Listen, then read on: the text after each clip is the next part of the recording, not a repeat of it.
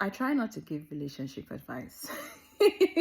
I try as much as possible to just steer clear of, giving relationship advice, because I just always feel like I don't have what it takes to give relationship advice. But from the things that I've been seeing online and the stories that I've been hearing, it seems like it's pretty wild in the single streets.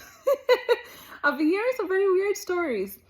But honestly, though, if there was one piece of advice I could give myself, like when I was still single, or let me say, if I were still single right now, knowing what I know now, if there's one thing that I would do differently, it would be from the very beginning, from very, very early on, to work on myself, to to be to work on being more self-aware, because I think that a lot of times we put the cart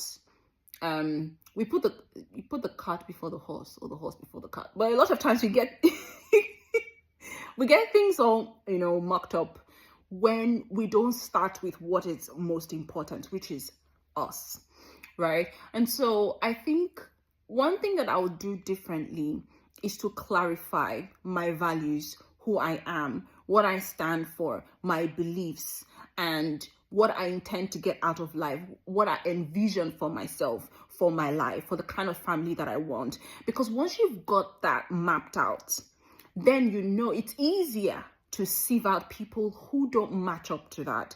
It's because you know what you want, you know what you're going for, you know what you're trying to get out of it.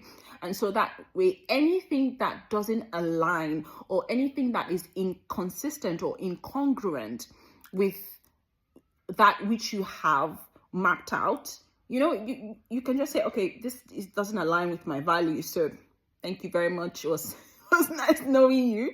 But yeah, if I were single right now, that would be the first thing that I would do. Just work on myself to be more self-aware and be very, very clear on what I intend on what I intend to get out of that relationship first, before anything else.